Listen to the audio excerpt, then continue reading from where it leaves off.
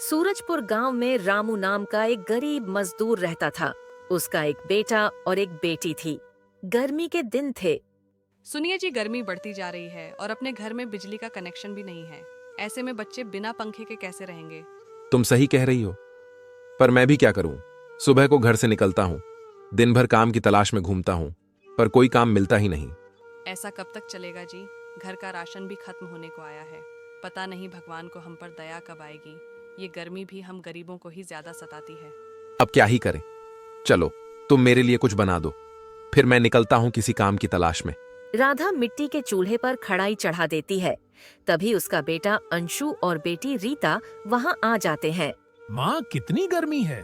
पिताजी से बोलकर अपने घर में बिजली का कनेक्शन लेने को बोलो ना, और एक बड़ा वाला पंखा लगवा दो ना। मुझसे यह गर्मी और बर्दाश्त नहीं हो रही है। हाँ माँ, बोलो ना पिताजी को। हमारे सारे दोस्तों के घर में वह महंगा फ्रिज जैसा ऐसे ही चलता है, और हम लोगों के घर में तो बिजली का कनेक्शन भी नहीं है। हमें भी इस गर्मी से बचना है। राधा की आंखों में आंसू आ जाते हैं। रामू यह सब सुन रहा था। वह भी दुखी हो जाता है। हे भगवान, मैं कैसा बदनसीब बाप हूं जो अपने बच्चों को सुकून की जिंदगी नहीं दे सकता, इस गर्मी से उन्हें नहीं बचा सकता। तभी चूल्हे की वजह से झोपड़ी की छत में आग लग जाती है। रामू जल्दी से अपने दोनों बच्चों और अपनी पत्नी को घर के बाहर ले आता है, और थोड़ी ही देर में रामू का आखिरी सहारा उसका घर भी जलकर खाक हो जाता है। ये क्या हो गया जी? गर्मी का सारा कहर हम पर ही बरसेगा क्या? अब तो हमारे सर पर छत भी नहीं रही। अब ऐसी तपती धूप में हम अपने बच्चों को लेकर कहाँ जाएंगे? क्या करोगे आप? अब तो अपना पूरा घर जलकर राख हो गया। अब अपन कहाँ रहेंगे? मुझे मेरी चिंता नहीं है, मुझे मेरे दोनों बच्चों की चिंता है। अपने गांव की दूसरी ओर जो यात्रियों के बैठने के लिए जगह बनी हुई है, आज अपन वहीं रहेंगे। कल मैं अपने लिए नई झोपड़ी बना लूंगा। लेकिन वहाँ तो लोहे के चद्दर लगे हुए हैं, और ऐसी गर्मी में उन चद्दर के नीचे और ज्यादा गर्मी लगेगी। राधा और मैं कर भी क्या सकता हूँ? आज मैं यहाँ नई झोपड़ी नहीं बना सकता, क्योंकि यहाँ की जगह बहुत ज्यादा गर्म हो चुकी है, और यह जगह रात भर में ठंडी हो जाएगी। और रही बात वहाँ चद्दर की, तो अपने सर के ऊपर कोई छत ना होने से तो अच्छा वही जगह है। कम से कम अपने सर के ऊपर सीधी धूप तो नहीं पड़ेगी। वे दोनों अपने बच्चों को लेकर गांव के दूसरी ओर यात्रियों के बैठने की जगह चले जाते हैं। पिताजी, क्या अब हम इस तपती धूप में इस छप्पर में रहेंगे? नहीं नहीं, मैं यहाँ नहीं रह सकता। मैं जानता हूँ बेटा, यहाँ रहना इतनी गर्मी में बहुत कठिन है, पर अभी हमारे पास और कोई चारा भी तो नहीं है। बस कुछ ही दिनों की बात है, उसके बाद मैं सब कुछ ठीक कर दूंगा। बस मुझे थोड़ा सा समय चाहिए। राधा, तुम बच्चों का ध्यान रखना। मैं कोई काम की तलाश करके आता हूँ, क्या पता आज कोई काम मुझे मिल जाए। रामू काम की तलाश में निकल जाता है। राधा वहीं रहकर उस छप्पर के नीचे अपने बच्चों का ध्यान रखती है। इधर राधा की आंखों में आंसू बह रहे थे, तो वहीं रामू मजदूरी की तलाश में दर बदर भटक रहा था। मुश्किल से उसे एक छोटा सा काम मिला, जिससे उसने खाना खरीदा और अपने परिवार के पास चला गया। कोई काम मिला क्या जी? बच्चे दिन भर धूप की गर्म लू में तपते रहे, और सुबह से बच्चे भूखे हैं। दिन भर धक्के खाने के बाद एक आदमी ने मुझ पर तरस खाकर मुझसे कुछ बोरियां उठवाई और बदले में मुझे 60 दिए, जिससे मैं यह खाने का सामान ले आया। कल फिर जाऊंगा और जल्द से जल्द कोई ना कोई काम ढूंढ ही लूंगा। फिर अगले दिन सुबह होने पर रामू जंगल से घास और कुछ लकड़ियां हो जमा करके ले आता है, और शाम होने तक रामू अपने लिए एक झोपड़ी तैयार कर लेता है और अपने परिवार को उस झोपड़ी में ले जाता है। सुनो राधा, शाम हो गई है, तुम अपने बच्चों का ध्यान रखना। मैं भी अपन सब के लिए कुछ खाने का इंतजाम करता हूँ, क्योंकि आज अपन सब ने सुबह से कुछ नहीं खाया। मैं नहीं चाहता कि मेरा परिवार भूखा सोए। ठीक है, लेकिन आप थोड़ा जल्दी आ जाना, क्योंकि कुछ ही देर में अंधेरा भी हो जाएगा। हाँ भाग्यवान, तुम चिंता मत करो, मैं जल्दी ही वापस लौट आऊंगा। रामू काम की तलाश में निकल जाता है। तभी रास्ते में उसका एक पुराना दोस्त मोहन उसे मिल जाता है। अरे रामू भाई, क्या हुआ? इतने समय के बाद नजर आए, फिर भी इतने दुखी लग रहे हो। सब ठीक है ना? क्या बताऊं किशन भाई, पहले घर में बिजली का कनेक्शन नहीं था, तो बच्चे बिना पंखे के गर्मी की वजह से बहुत परेशान हो रहे थे। और फिर घर की छत के चारे की वजह से उसमें आग लग गई तो पूरा घर जल गया। अब कोई काम ढूंढने के लिए निकला हूं ताकि मेरा परिवार आज रात को भूखा ना सोए। मुझे काम चाहिए। लोगों के हाथ पैर जोड़कर भी थक गया हूं, पर कोई काम देने को ही राजी नहीं है। इतनी गर्मी में कोई काम करवाना ही नहीं चाहता। अगर तुम्हारे घर की हालत इतनी खराब है तो तुम्हें एक ही जगह काम मिल सकता है, पर तुम वो कर पाओगे कि नहीं? मुझे कोई भी काम चलेगा, तुम बस बताओ, मैं कुछ भी करूंगा अपने बच्चों के लिए। फिर मोहन रामू को एक चौधरी साहब के पास लेकर जाता है। चौधरी साहब, यह मेरा दोस्त है, इसे काम की बहुत जरूरत है। हो सके तो कोई काम देकर इसकी मदद कर दीजिए। मेरे पास अभी केवल एक ही काम है, मेरे खेत में हल चलाने का। क्या तुम इतनी धूप में खेत जोत पाओगे? और हाँ, अभी मेरे पास कोई बैल नहीं है क्योंकि मेरे बैल धूप की वजह से बीमार हो गए हैं, तो वह अभी खेत में काम नहीं कर सकते। तुम्हारे पास अगर बैल है तो तुम कल से ही अपने बैलों को लेकर खेत में आ जाना। लेकिन चौधरी साहब, मेरे पास तो बैल नहीं है, पर आप चिंता मत कीजिए, मैं आपके खेतों को जोत दूंगा। तुम इतनी गर्मी में यह काम कैसे करोगे?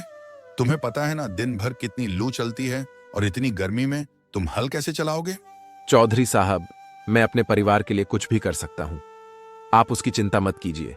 मैं आपके खेतों में हल चला दूंगा, लेकिन मुझे कितने पैसे मिलेंगे? देखो, मेरा खेत बहुत बड़ा है, तुम जितना काम करोगे मैं तुम्हें उतने ही पैसे दूंगा। इतनी धूप में तुम केवल 4 या 5 घंटे ही काम कर सकते हो, तो मैं तुम्हें 4 घंटे के केवल 400 दूंगा। लेकिन चौधरी साहब, इतनी तपती गर्मी में आपको पता है ना कितनी लू चलती है, और आप मुझे बस इस काम के बदले केवल 400 ही दे रहे हो। देखो, अगर तुम्हें काम करना है तो करो, वरना मैं यह काम किसी और से भी करवा लूंगा। नहीं नहीं चौधरी साहब, आप जैसा बोलोगे मैं वैसा ही करूंगा। मैं पूरी मेहनत से काम करूंगा, क्योंकि मुझे अपने बच्चों को एक ऐसी जिंदगी देनी है जिसमें वह गर्मी से बचकर रह पाए, चाहे उसके बदले में मुझे कितनी ही लू में काम क्यों ना करना पड़े। डे, मैं जरूर काम करूंगा चौधरी साहब। ठीक है, तो फिर कल से तुम काम पर आ जाना। तुम्हारा बहुत बहुत धन्यवाद मोहन, जो तुमने मुझे काम दिला दिया, वरना मुझे कोई काम ही नहीं मिल रहा था। बस तुम मेरी एक छोटी सी मदद और कर दोगे क्या? हाँ रामू, बोलो, तुम्हें और किस बात की परेशानी है? मोहन, मेरे परिवार ने आज सुबह से कुछ नहीं खाया, तो तुम मुझे आज शाम के खाने के लिए कुछ पैसे उधार दे दो। मुझे कल चौधरी साहब से जैसे ही पैसे मिलेंगे मैं तुम्हें तुम्हारे पैसे वापस लौटा दूंगा। अरे रामू, इसमें इतने घबराने वाली क्या बात है? ले लो तुम पैसे। ठीक है, अब रात होने वाली है, मैं अपने घर चलता हूँ और तुम भी अपने खाने का सामान लेकर अपने घर चले जाओ। मोहन अपने घर चला जाता है और रामू भी कुछ खाने का सामान लेकर अपने घर लौट जाता है। फिर अगले दिन सुबह होने पर रामू चौधरी साहब के खेतों की ओर चला जाता है। रामू चौधरी साहब के खेत में पहुंचकर अपना काम चालू कर देता है। तपती गर्मी में वह गरम गरम चलती लू में बड़ी ही मेहनत से खेत को जोतने का काम करता है। रामू सारी मेहनत केवल अपने परिवार के लिए कर रहा था।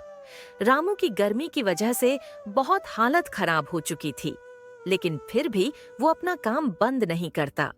शाम को चौधरी साहब वहाँ आते हैं। वाह रामू, तुमने बहुत अच्छा काम किया है। ये लो तुम्हारे पूरे 400 और कल समय से आ जाना। रामू बाजार से घर का राशन लेकर अपने घर चला जाता है। या क्या जी, आपके हाथ तो झुलसे हुए हैं। क्या करूं राधा, अभी मुझे यही काम मिला है इस तपती गर्मी में खेत को जोतने का। पैसे भी सही दे रहे हैं चौधरी साहब, बहुत जल्द सब सही हो जाएगा, तुम देखना राधा। आप हमारे लिए खुद को ऐसी तपती गर्मी में खुद को इतनी लू में झोंक रहे हो जी, आप कैसे सहोगे जी? वैसे ही जैसे हमारे बच्चे और तुम इस गर्मी में लोहे के चद्दर के नीचे रहे थे। और तुम चिंता मत करो, मैं इतनी मेहनत करूंगा जिससे मेरे बच्चों की सारी जरूरत का सामान और उनके लिए एक पक्का घर बनवा लूंगा। कुछ दिन ऐसे ही निकल जाते हैं। अब रामू के परिवार के हालात सही होने लगे थे। वो रोजाना तपती में चौधरी साहब के खेतों में अपने कंधों पर हल्का बोझ लेकर काम करता, जिससे घर का खाना बन जाता था। पर अभी भी वो अपना घर ठीक नहीं करवा सका था। एक दिन जब वो घर आया तो राधा रो रही थी। क्या हुआ भाग्यवान, तुम ऐसे रो क्यों रही हो? अंशु की तबीयत बहुत खराब है जी, इतनी गर्मी की वजह से अंशु को लू लग गई। मैं अभी अंशु को अस्पताल लेकर चलता हूँ, कुछ नहीं होगा हमारे बेटे को। रामू और उसकी पत्नी जल्दी से अंशु को नजदीकी अस्पताल ले जाते हैं। देखिए ना भैया, मेरे बेटे को कुछ हो गया है, डॉक्टर साहब को बुलाओ ना। इसकी तबीयत बहुत खराब है। ए गरीब इंसान, दूर रहकर बात कर। गर्मी लगी तो आ गए ढोंग करते हुए ऐसी की हवा खाने।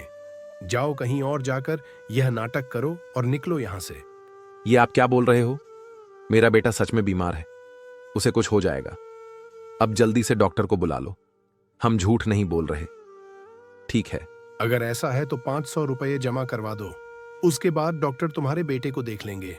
देखिए, हमारी मदद कीजिए, हमारे पास पैसे नहीं है।